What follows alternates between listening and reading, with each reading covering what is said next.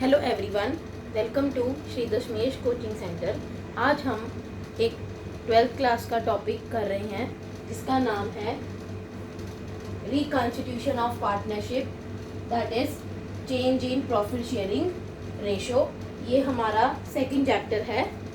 अब हम इसको समझने जा रहे हैं कि रिकॉन्स्टिट्यूशन ऑफ पार्टनरशिप का मतलब क्या होता है। कॉन्स्टिट्यूशन का मतलब होता है किसी चीज़ का बनना, और रिकॉन्स्टिट्यूशन का मतलब होता है उसमें कुछ बनने के बाद चेंजेस होना। तो अब रिकॉन्स्टिट्यूशन ऑफ पार्टनरशिप से मतलब है कि पार्टनरशिप ऑलरेडी एग्जिस्ट कर रही है, बट उसमें क्या हो रहे हैं, बाद में कुछ चेंजेस आ रहे हैं। तो अब उन चेंजेस के बारे में हम पढ़ेंगे। कह रहा मीनिंग, कह रहा any change in existing agreement of partnership amounts to reconstitution of a firm. कह रहा कोई भी चेंज अगर हमारे पार्टनरशिप के एग्रीमेंट में होता है तो उसको हम क्या बोलते हैं, रिकॉन्स्टिट्यूशन ऑफ फर्म। कि हमारी जो फर्म है वो दोबारा से रिकॉन्स्टिट्यूट हुई है अगर पार्टनरशिप के एग्रीमेंट में कोई भी चेंज आता है तो। As a result the existing agreement comes to an end and a new agreement comes into existence. जब कोई भी एग्रीमेंट में चेंजेस आते हैं उससे क्या होता है, पुराना एग्रीमेंट आपका खत्म हो जाता है और न्यू एग्रीमेंट आपका शुरू हो जाता है। बट फॉर्म जो है वो चलती रहती है। फॉर्म की कंटिन्यूशन पे कोई इफेक्ट नहीं पड़ता है, सिर्फ पुराना एग्रीमेंट खत्म होकर नवा एग्रीमेंट बनता है। तो ये था आपके पास meaning of reconstitution of a form. अब हमारे पास नेक्स्ट है कि जो रिकॉन्स्टिट्यूशन ऑफ फॉर्म है वो किन किन ओकेजन्स पर या किन किन सर्कमस्टांसेस पे क्या होती हैं, टेक प्लेस होती है। फर्स्ट क्या है, change in profit sharing ratio of existing partners. मतलब कि फर्म आपकी चल रही है बट एग्जिस्टिंग पार्टनर्स चाहते हैं कि आपकी जो रेशो है, पार्टनर्स के बीच की जो रेशो है वो चेंज हो जाए थोड़े टाइम के बाद, तब आपकी फर्म में रिकॉन्स्टिट्यूशन हो सकती है। सेकंड कह रहा है admission of a new partner. जब कोई न्यू पार्टनर एडमिट होता है तब आपकी कॉन्स्टिट्यूशन, तब आपकी फॉर्म, तब आपकी पार्टनरशिप में चेंजेस हो सकते हैं। फॉर एग्जांपल एक फर्म है, उसमें एक्स और वाई ऑलरेडी पार्टनर्स हैं, जेड एक पार्टनर एडमिट हुआ है, तो उसकी एडमिट होने से उनकी रेशो में क्या हो सकता है, चेंजेस आ सकते हैं। थर्ड है retirement of an existing partner. Retirement का मतलब क्या है कि पार्टनरशिप फर्म को छोड़ के जाना, मतलब रिटायर हो जाना। For example X Y Z तीन पार्टनर्स थे, जेड रिटायर हो गया, तो जेड के रिटायरमेंट के बाद एक्स और वाई की रेशो में क्या आ गया, चेंज आ गया। तो इससे भी आपकी कॉन्स्टिट्यूशन, आपकी पार्टनरशिप में चेंजेस आते हैं। फोर्थ है डेथ ऑफ अ पार्टनर। तीन पार्टनर्स हैं एक्स वाई जेड, जेड की डेथ हो जाती है तो एक्स और वाई कंटिन्यू करते हैं फॉर्म के, उनकी रेशो में चेंजेस होते हैं, तो उसको भी हम एक सर्कमस्टांस ले सकते हैं। फिफ्थ है आपके पास amalgamation of two partnership form. Amalgamation का मतलब होता है कॉम्बिनेशन, कंबाइन होना। जब दो फॉर्म्स आपस में मिल जाती हैं, ठीक है, तो उन दोनों फॉर्म्स के जितने भी पार्टनर्स होते हैं वो आपस में मिल के फॉर्म को रन करते हैं, एक फॉर्म बन जाती है, उसको रन करते हैं, तो उन पार्टनर्स के बीच में भी न्यू रेशो क्या होती है, डिसाइड होती है। तो ये आपके पास 5 केसेस थे जिन केसेस में फॉर्म क्या होती है, रिकॉन्स्टिट्यूट होती है, ठीक है जी, और रिकॉन्स्टिट्यूशन में पार्टनर्स की रेशो में चेंज आता ही आता है। तो ये थे आपके पास केसेस। अब जब भी प्रॉफिट शेयरिंग रेशो चेंज होगी तब हमने क्या एडजस्टमेंट्स करनी है, वो आपने स्टेप बाय स्टेप याद करनी है कि ये पहले क्या चेंज होगा फिर क्या चेंज होगा। सबसे पहले जब भी प्रॉफिट शेयरिंग रेशो चेंज होगी पार्टनर्स के बीच में, सबसे पहले आपने क्या डिटरमाइन करनी है, सैक्रिफाइसिंग रेशो और गेनिंग रेशो। अब ये सैक्रिफाइसिंग रेशो क्या होती है और एक गेनिंग रेशो क्या होती है। सैक्रिफाइसिंग रेशो को समझने के लिए पहले आप ये वर्ड देखिए, सैक्रिफाइस। सैक्रिफाइस मीन्स अपना शेयर किसी को सैक्रिफाइस करना, मतलब कि देना। फॉर एग्जाम्पल दो पार्टनर्स हैं ऑलरेडी फॉर्म में, थर्ड पार्टनर एंटर होता है, जब थर्ड पार्टनर एंटर होगा तो जो पहले दो पार्टनर्स होंगे वो क्या करेंगे, अपना कुछ शेयर, अपने हिस्से का कुछ शेयर थर्ड पार्टनर को देंगे। इट मीन्स जो पुराने पार्टनर्स हैं वो अपना शेयर, थोड़ा शेयर सेक्रीफाइस करेंगे, किसके लिए, न्यू पार्टनर के लिए। ठीक है ना जी।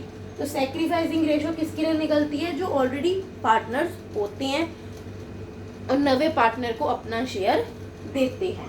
तो हमारे पास सेक्रीफाइसिंग रेशो के लिए फॉर्मूला है old ratio minus new ratio. Old ratio means जब एक्स वाई पार्टनर्स थे, जो उनकी बीच रेशो थी वो थी ओल्ड रेशो। अब जब जेड आ गया तो तीन पार्टनर्स हो गए एक्स वाई जेड, तो न्यू रेशो किनके बीच में हो गई, एक्स वाई जेड के बीच में। तो जो एक्स वाई जेड के बीच में रेशो है वो न्यू रेशो है, और जो एक्स और वाई के बीच में रेशो थी वो ओल्ड रेशो थी। तो हम क्या करेंगे, old ratio minus new ratio करेंगे, तो हमें पता लग जाएगा कि कौन से पार्टनर ने कितना शेयर सेक्रीफाइस किया है। इसी तरीके से गेनिंग रेशो, गेनिंग मतलब कुछ गेन करना। ठीक है ना। फॉर एग्जाम्पल तीन पार्टनर्स हैं already X Y Z, Z retire हो जाता है या जेड की डेथ हो जाती है, तो वो किसी पार्टनर के जाने से वो अपना शेयर क्या करता है, जो पहले पार्टनर्स होते हैं एक्स और वाई, उनको अपना शेयर क्या करके जाता है, देकर जाता है। जब रिटायर होता है तो वो पार्टनर का शेयर जो है, जो रिटायर हो रहा है, वो जो एक्स और वाई पार्टनर है उनमें वो शेयर बढ़ जाता है, तो वो उस शेयर को क्या करते हैं, गेन करते हैं। गेन मतलब कुछ मिलना। तो जब पार्टनर रिटायर होता है तो रिमेनिंग पार्टनर्स को क्या मिल जाता है, उसका शेयर मिल जाता है, तो उसको हम बोलते हैं गेन। अब गेनिंग रेशो निकालने के लिए आपने क्या फॉर्मूला है आपके पास, new ratio minus old ratio. हम सेक्रीफाइसिंग को याद रख सकते हैं ऑन से। ठीक है जी। सेक्रीफाइसिंग रेशो का मतलब ऑन मतलब old ratio minus new ratio, और गेनिंग रेशो को हम याद कर सकते हैं नो से। ठीक है जी। नो मतलब new ratio minus old ratio. तो जब जिस क्वेश्चन में आपको रेशो में चेंज करने की बात बोलेगा, सबसे पहले आपने क्या निकालना है, सेक्रीफाइसिंग रेशो और गेनिंग रेशो, कि किस पार्टनर ने सेक्रीफाइस किया है और किस पार्टनर ने गेन किया है। सेकंड बात आती है आपके पास अकाउंटिंग फॉर गुडविल। हाँ जी, गुडविल क्या होती है, गुडविल होती है किसी फर्म की एक रेपुटेशन। ठीक है। वैसे तो हम नॉर्मल हमारा जो बिजनेस होता है, हमारी जो फर्म होती है, हम गुडविल को एक्चुअली मेजर नहीं कर सकते। ठीक है ना जी। But theory point of view से, अकाउंटिंग के पॉइंट ऑफ व्यू से कुछ मेथड्स हैं जो हम अभी आगे समझेंगे। उन मेथड्स को, उन फॉर्मूलेज को लगाकर हम गुडविल की वैल्यू कैलकुलेट कर सकते हैं। हम ये अंदाज़ा लगा सकते हैं कि इस फर्म की गुडविल कितनी है, उसको हम मेजर कर सकते हैं और उसका फिर ट्रीटमेंट करेंगे। ठीक है ना जी।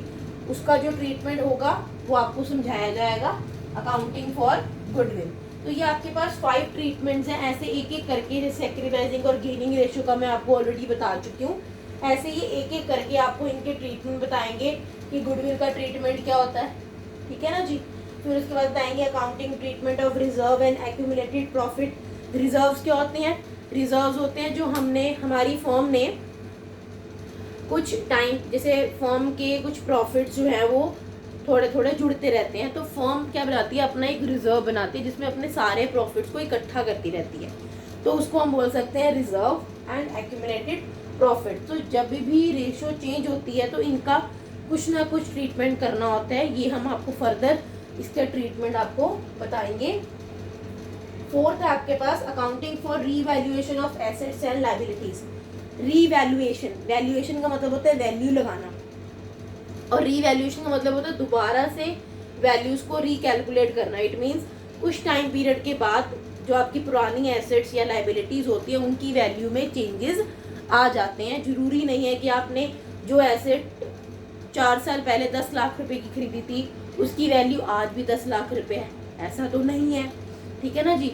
इसलिए हमें हमारी एसेट्स और लायबिलिटीज की वैल्यू में अगर चेंजेस आए हैं तो उन चेंजेस को आपने रीवैल्यू करना है और उनका जो भी ट्रीटमेंट होगा वो हमें करना होगा। लास्ट एडजस्टमेंट है एडजस्टमेंट ऑफ कैपिटल। कैपिटल क्या होती है, कैपिटल होती है जो फर्म जो पार्टनर्स जो हैं फॉर्म में इन्वेस्ट करते हैं वो कैपिटल होती है, तो उनकी कैपिटल में भी कुछ ना कुछ चेंजेस आते हैं। तो हम उस फर्दर ट्रीटमेंट में पढ़ेंगे कि उनकी कैपिटल में कैसे चेंजेस करने हैं, क्या करना है। तो ये था all over concept reconstitution of partnership form की पार्टनरशिप फॉर्म में क्या क्या चेंजेस आते हैं और चेंजेस आने की वजह से, रेशियो चेंज होने की वजह से हमें क्या क्या एडजस्टमेंट्स करनी पड़ती हैं। ठीक है जी, दैट्स ऑल। ये था हमारे पास रिकॉन्स्टिट्यूशन ऑफ पार्टनरशिप का concept. Thank you very much. अगर आपको हमारी वीडियो अच्छी लगी तो हमारे चैनल को सब्सक्राइब करें, हमारे वीडियो को लाइक करें और हमारी वीडियो जितना हो सके शेयर करें। Thank you.